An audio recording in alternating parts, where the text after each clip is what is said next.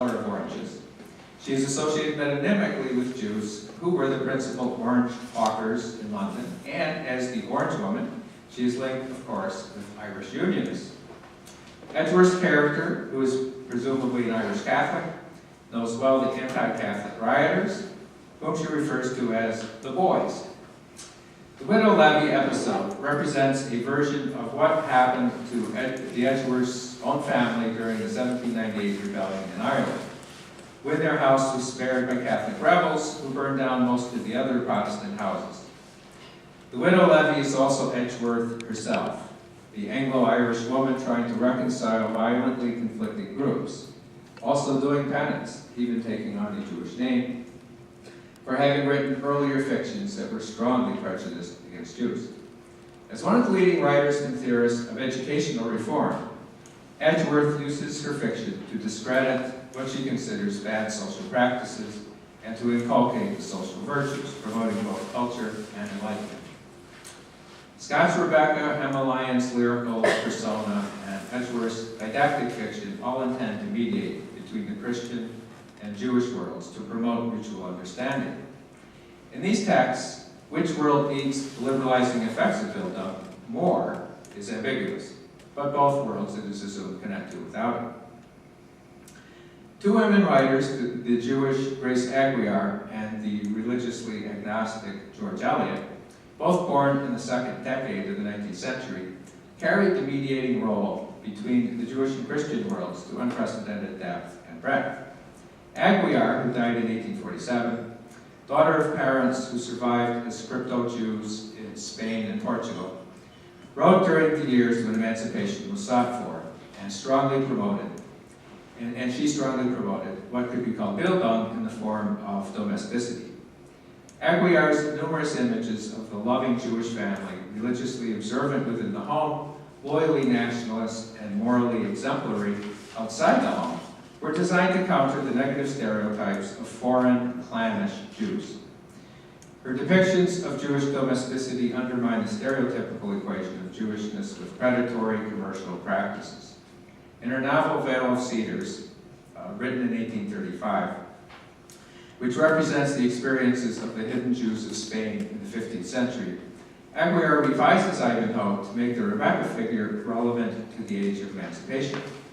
Aguiar's new Christian secret Jews are as cultured as any Gentile, but they have also another dimension, the secret Jewish soul, a realm of interiority hidden from the public, but discovered by the Inquisition.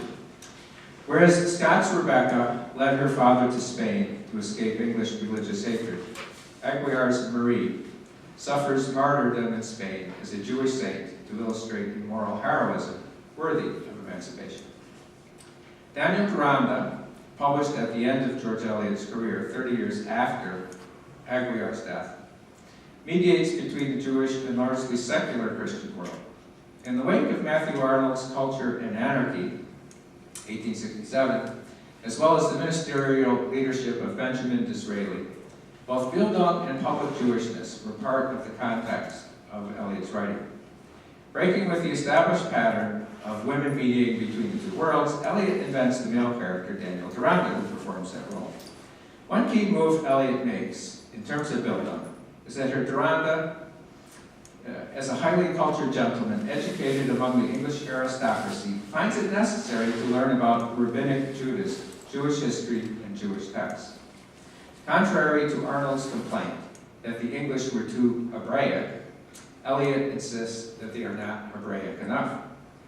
Another reversal in the novel occurs where Deronda's mother, in some regards a paragon of Bildung in rejecting almost everything Hebraic for the Hellenic, for cultivating art and rejecting religion, just before dying reverses herself and gives Daniel the legacy of Jewish learning and interiority, Jewish Bildung, Jewish spirituality, rabbinic learning, Jewish history.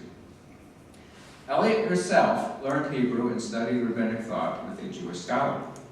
An irony of the novel is that the Christians need Bildung, not just the commercial Jews, like the lower middle class Cohens, who are indeed depicted as Philistines. Finally, I want to turn to Arnold, the writer who popularized the Philistine category.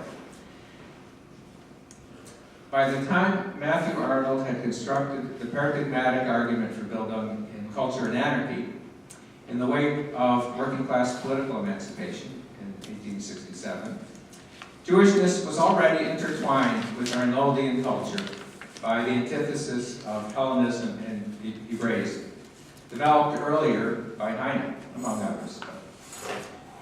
Heine's ideas on Hebraic and Hellenic influenced Arnold, who saw the working classes needing the transformative experience of culture. Just as in Germany, Jewish emancipation was conditioned by the perception that Jewry required the transformative encounter with Bildung to remove the supposedly coarse and even evil Jewish propensities. Although Arnold's own antithesis was between morally strict Hebraism and beauty-loving Hellenism, a stereotypical antithesis with a long history was between Jewish materialism, money, wealth, the body, materialistic interpretive procedures of traditional and modern Jewish textuality, and Christian spirituality, idealism, and aesthetic moral sensibility.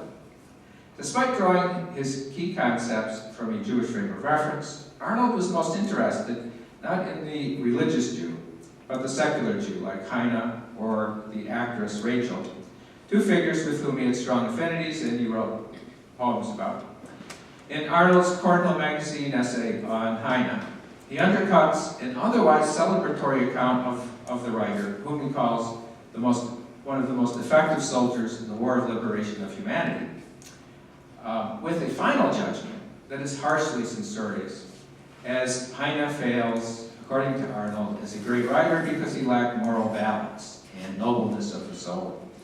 The final sequence, final sentence, quoting from the New Testament that, quote, many are called, few chosen, seems to suggest that Heine, despite the Christian baptism, was too Jewish, not spiritual enough, and the Jewishness manifested itself in this ironically mocking satire and sensuality. The Heine essay reflects Arnold's own deeply conflicted cultural identity, expressing what Brian Chayette calls his insider-outsider status. The defender of the liberal state is a cultural arbiter at odds with the cosmopolitan proponent of impure and mixed traditions. And then I have one more paragraph. Just as Bildung in the German context has racial and religious dimensions, so too in the British context. After emancipation, Anglo-Jewish writers like Amy Levy and Julia Francow deployed Bildung ambivalently against Jews, condemning the Philistine materialism of Jewish male characters, idealizing culture as a cosmopolitan site of women's self-determination. After the massive immigration of Russian and Eastern European Jews in the 1880s and 90s, opposition to Jews for their foreignness becomes striking, culminating in the 1905 Aliens Act that, for the very first time, restricts immigration. The act was designed to sharply limit the number of Jews entering the country, which belatedly was coming to resemble Germany in its view of Jews as lacking Bildung. The idea of Bildung, however, as pointed out by a number of scholars, was also used to legitimize forms of cultural mixing and hybridization, working to counter images of national purity and ethnic homogeneity. Bildung was not deployed exclusively to stigmatize Jews, but it also animated some writers who were influenced by the most cosmopolitan dimensions of Arnold's critique, including James Joyce with his Greek Jew, Jew-Greek Leopold Bloom, and C.L.R. James with his essay on cricket as creolized free play. Bildung, then, in the Anglo-Jewish context, did not have a single meaning, but was instead meaningful in many different ways. Okay.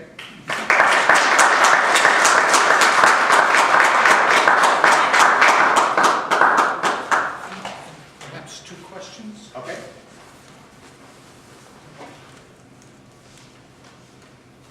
Yes.